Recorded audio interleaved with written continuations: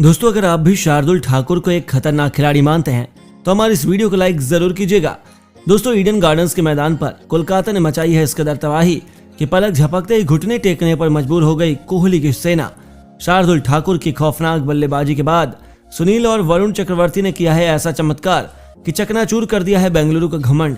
तो आखिर कैसे अपने खौफनाक बल्लेबाजी के बाद खतरनाक गेंदबाजी से कोलकाता ने दर्ज कराया इतिहास के पन्नों में नाम? क्या कुछ हुआ इस महामुकाबले में? लॉर्ड शार्दुल ठाकुर की बची है पूरे क्रिकेट जगत में तूती, फैंस की धड़कनें बढ़ा देने वाले इस महामुकाबले की पूरी हाईलाइट हम आपको दिखाएंगे।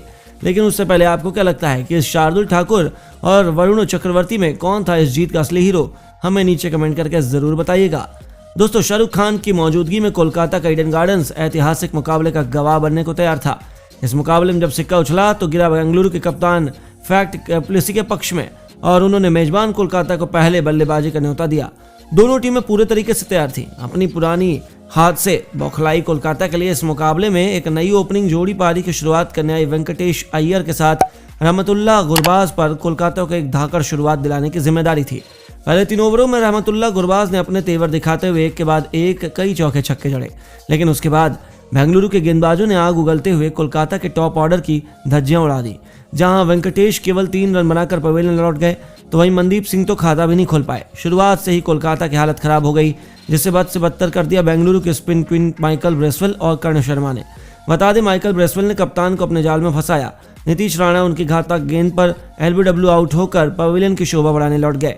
तो वहीं कलाई के जादूगर कर्ण शर्मा ने अपने ओवर में लगातार 2 गेंदों पर पहले अर्धशतकी पारी खेलकर अपनी टीम के संकट मोचन बने गुरबाज को चलता किया। वह 44 गेंदों पर 57 रन बनाकर आउट हो गए। तो वहीं उनकी बल्लेबाजी करने आए रसेल को तो उन्होंने खाता भी खोलने नहीं दिया। कोलकाता के लिए सबसे बड़ा बल्लेबाज घुटने टेक कर वापस चला गया। केवल 89 रनों पर उनकी आधी बल्लेबाज पवेलियन में थी। यहाँ से कौन सोच सकता था कि कोलकाता 150 रनों का आंकड़ा भी पार कर पाएगी। लेकिन उसके बाद मैदान में आती है शार्दुल ठाकुर और रिंकू सिंह की आंधी, जिन्होंने अपने बल्ले से रन नहीं बल्कि रिकॉर्ड की बारिश करते हुए अपना नाम इतिहास के पन्नों में सुनहरे अक्षरों में दर्ज करवा लिया। आपको बता दें, शार्दुल ठाकुर तो सिर पर कफन बांध कर उतरे थे। मैदान में आते ही उन्होंने बेंगलुरु के हर एक गेंदबाज की बेरहमी से पिटाई करनी शुरू कर दी। हर्षल पटेल से लेकर कर्ण शर्मा और माइकल ब्रेसवेल सभी की धज्जियां उड़ाते हुए इस खिलाड़ी ने केवल 20 गेंदों में आईपीएल 2023 का सबसे तेज अर्धशतक ठोक दिया। जिसके बाद तो शाहरुख खान की खुशियों का ठिकाना नहीं था, क्योंकि उन्होंने कोलकाता की वापसी का शंखनाद किया था। तो वहीं दूसरे छोर से उनके साथ मिलकर रिंकू सिंह ने भी आक्रामक अंदाज दिखाते हुए केवल 35 गेंदों पर 46 रन की आतिशी पारी खेली। इन दोनों ने चुटकियों पर पूरे मुकाबले का रुख पलट दिया और जहां लग रहा था कि कोलकाता 150 भी नहीं बना पाएगी, तो 20 ओवरों में इन दोनों खिलाड़ियों ने मिलकर अपनी विस्फोटक बल्लेबाजी से कोलकाता को 204 रनों तक पहुंचा दिया। उनकी ऐसी भयंकर वापसी देखकर विराट कोहली से लेकर पूरी दुनिया हैरान थी। कोलकाता के लिए सबसे बड़े हीरो शार्दुल ठाकुर ने इस मुकाबले में केवल 29 गेंद खेलकर 68 रन बनाए, जिसमें उनके बल्ले से 9 चौके तो वहीं 3 तूफानी छक्के निकले थे। उमेश यादव ने भी अंतिम ओवर में आकर अपने बल्ले से 6 रनों का योगदान दिया था। बेंगलुरु के लिए डेविड विली और कर्ण शर्मा ने 2-2 विकेट लिए, तो सिराज ब्रेसवेल और हर्षल पटेल को एक सफलता हासिल हुई। बेंगलुरु के सामने एक माउंट एवरेस्ट जैसा लक्ष्य था, जिसे चेस करना उनकी सबसे बड़ी चुनौती थी। इसे हासिल करने के लिए बेंगलुरु के 2 सबसे खतरनाक खिलाड़ी किंग कोहली के साथ कप्तान डुप्लेसी मैदान में उतरे। इन दोनों ने अपनी टीम को शानदार शुरुआत दिलाई। चौथा ओवर लेकर आए उमेश यादव के पर खच्चे उड़ाते हुए उन्होंने एक के बाद एक चौके छक्कों की बरसात कर दी और इस ओवर में 2 चौके और 2 गगनचुंबी छक्के ठोककर उन्होंने इस ओवर में 23 रन बटोर लिए। लेकिन दोस्तों, तूफानी रफ्तार से बढ़ रही बेंगलुरु की पारी में कोलकाता ने अचानक से ब्रेक लगा दिया।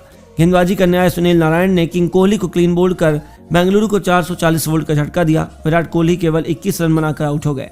तो फिर अगले ही ओवर में वरुण चक्रवर्ती ने भी कप्तान डुप्लेसी को उसी अंदाज में क्लीन बोल्ड कर बेंगलुरु को तहस नहस कर दिया। अचानक से पूरा मुकाबला पलट गया था, क्योंकि डुप्लेसी भी 23 रन बनाकर पवेलियन की शोभा बढ़ाने लौट गए। इन 2 सबसे बड़े दिग्गजों के आउट होने के बाद अब मैदान पर मौजूद थे माइकल ब्रेसवेल के साथ ग्लेन मैक्सवेल।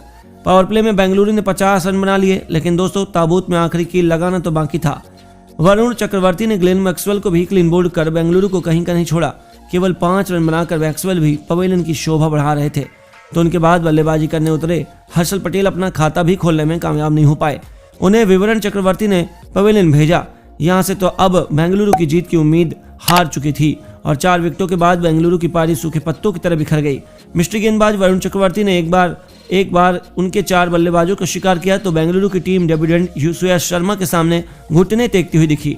उन्होंने भी 3 बल्लेबाजों को अपना शिकार बनाया, जिसका नतीजा यह हुआ कि देखते देखते बेंगलुरु की पूरी पारी केवल 123 रनों पर सिमट गई और केकेआर ने 81 रनों से यह मुकाबला जीतकर बेंगलुरु के घमंड को चूर चूर कर दिया। शार्दुल ठाकुर ने माइकल ब्रेसवेट का विकेट भी चटकाया था। ऐसे में उनके ऑलराउंड प्रदर्शन के लिए उन्हें मैन ऑफ द मैच चुना गया। तो दोस्तों, आपको इतना शानदार मुकाबला देखने के बाद क्या लगता है कि क्या कोलकाता प्लेऑफ में क्वालिफाई कर सकती है? अपनी राय हमें नीचे कमेंट बॉक्स में जरूर बताइए और ऐसी शानदार खबरों के लिए हमारे चैनल को सब्सक्राइब करना ना भूलें। धन्यवाद।